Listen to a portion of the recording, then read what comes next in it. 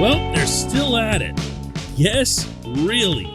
Even now, as we're speaking, Major League Baseball's owners and players went at it overnight, deep into the night.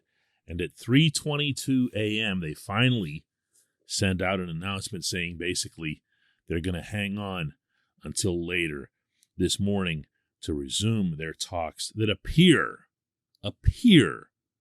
aimed at a conclusion. Good morning to you. Good Wednesday morning. I'm Dejan Kovacevic of DK Pittsburgh Sports. This is Daily Shot of Pirates. It comes your way bright and early every weekday if you're into football and or hockey. I also offer up daily shots of Steelers and Penguins where you found this. What's in it for Pittsburgh? As I waited up, like a lot of people did, anticipating the conclusion coming because of the owner's self-imposed latest, somewhat serious, maybe not so serious deadline, that was the thing that I kept trying to determine. What'll this mean here? What'll it mean for the Pirates? What'll it mean for fans coming to PNC Park? Yeah, I've made my feelings known, to say the least, on baseball's need for a salary cap type system. Nothing of the kind is going to come out of this. In fact, nothing's really going to come out of this, or very little, where you could say, hey, this applies to the Pirates. This applies to concerns that people have, whether it's in Pittsburgh or Cincinnati or Milwaukee or wherever, that are markets like these that'll make things better. Even the concept of an international draft, as opposed to the current Wild Wild West format that exists throughout Latin America, even that isn't something that really favors the Pirates. You might think that it would, because it would kind of even out certain facets of how that functions. But Ben Cherington and others associated with the Pirates are on the record as saying they prefer the system as it is, because they feel, as all teams are going to do, that they've got an advantage with the current operation. We can dispute that, we can debate it, but that's how they feel about it. So upon hearing this morning, and deep into this morning, that the number one subject matter wasn't, for once, the luxury tax or the competitive balance tax, but was instead the international draft and all of the countless complexities that come with it, which, in parentheses here, really is a weird thing to bring up at the very last hour. I delved deeper into that only to find out that the international draft, as it's proposed by the owners, wouldn't come with an order that's based on your one-loss record. I'm not kidding. And the reason for that, of course, is that the Scott Boras-led Players Association continues to seek out ways to remove incentive for losing, as they describe it. Again, some of that's with merit. Tanking does exist. What Cherington and his staff have done under Bob Nutting and under Travis Williams undeniably was tanking and undeniably was part of what they're targeting. But the general process of just seeking out ways to punish teams that visibly have less revenue, far less revenue than others, I can't anymore.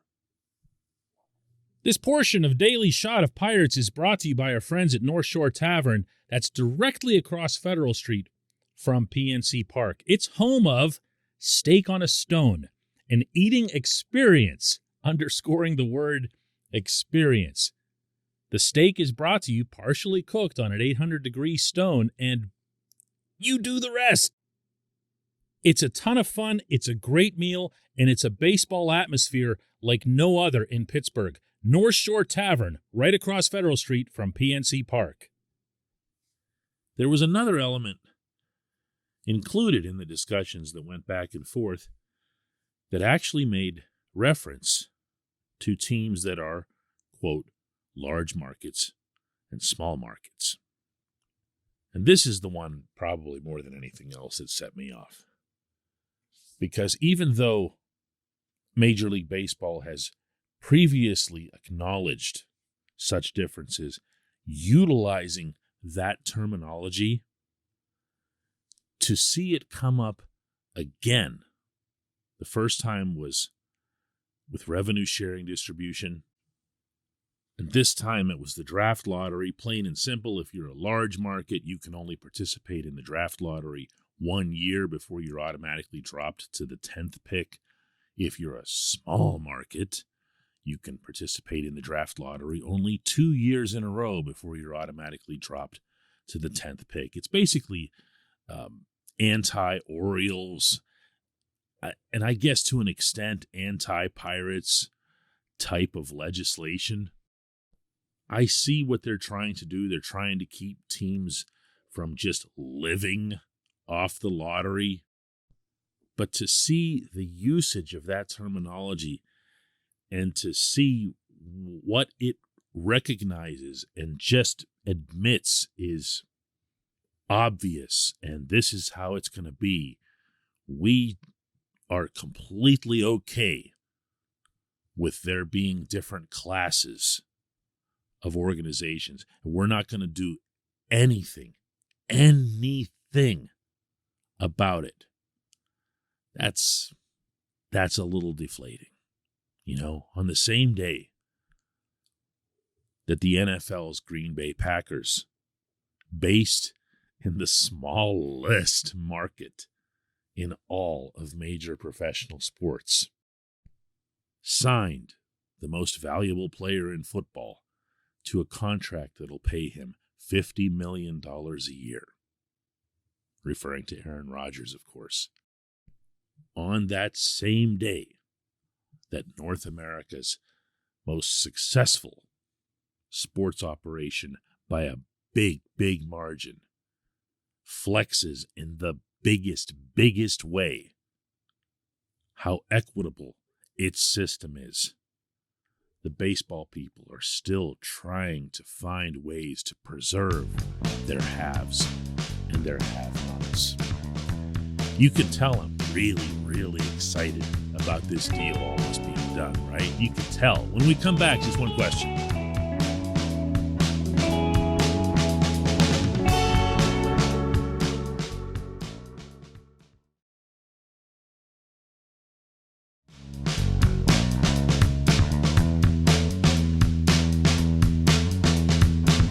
And today's J1Q comes from Canyon Swartz, who asks, what is the first thing the Pirates will do after the lockout ends? Love the show. Listen to it every weekday. Thanks for that, Canyon. I appreciate it. The first thing the Pirates do after the lockout ends. How about I split this into a couple of categories? One is if they're smart, ...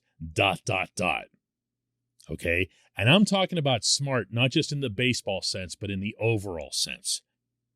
If I'm the Pirates coming out of this lockout and this thing ends up stinking on ice the way it appears that it will for fans in Pittsburgh and in other similar markets, and there's a feeling of hopelessness or despair or whatever, or just to hell with these guys, I'm done with baseball, not just the Pirates, I'm done with baseball.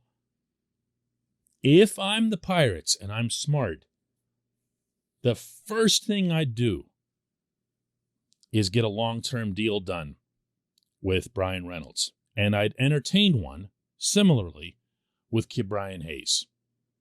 Does that reek of PR and whatever else? Sure, of course it does.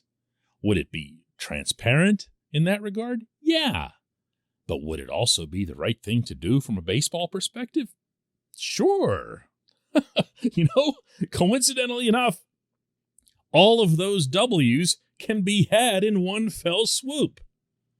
You can get 2 foundational players signed for the long haul.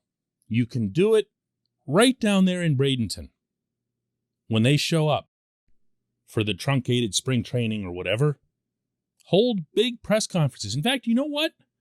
Do them on back-to-back days for maximum impact. So you don't just have both of them at the same time and everyone gets one full day's news cycle out of it. You spread it out a little bit. You make it look like, wow, this is great. What are they going to do on a third day? I mean, of course, there won't be a third day. There isn't a third player that you do that with. But you can do it with these 2. That's what I'd do. But then they're not me, and I'm not them. So what they're actually going to do is they're going to scour the dregs of right-handed relievers to fill out the middle of the bullpen. They'll look for someone who could play first base. They'll probably get themselves a Wilmer Defoe or 2 so that Derek Shelton has a bench. And they'll probably find at least 3 or 4 more catchers who can't hit their own weight so that they can have, 5 or 6 of those guys available over the course of the season. I'm sorry. I know this isn't what anybody wants to hear, but this is how it kind of feels right now. Not just with this team, but with this sport. I have allowed myself at times to think about what it would be like if baseball had the kind of economic system that the NFL, the NHL, and the NBA have. And what that day would be like and the excitement that it would generate in Pittsburgh at who the Pirates, not just who they could sign, but who they'd have to sign. What would be required spending on their part, and how before long, nobody'd even remember the name of the owner of the franchise. Bob Nutting would just fade right into the background. Yeah, there'd still be a gap, and he'd still be accused of being cheap and everything because the Pirates would never be much higher than the salary floor, but at least they'd be over $100 million. At least they'd be up near where they were at their very peak of spending in 2013 to 16. At least they'd be competitive in that regard. And then this stuff happens, and this labor deal is going to come along, and it's going to be there for 5 full years. And the haves are only going to have more, and the have-nots are only going to have less. And you're not going to see anybody associated with the Pirates putting up any kind of fight against it, or really doing anything about it in the baseball sense. I've spoken on this show how the first thing the Pirates ought to do financially coming out of this is commit to a $100 million payroll. That was put forth by the owners, a $100 million floor. Okay, that means you think everyone can get there. Right? There was no revenue sharing proposal that accompanied that.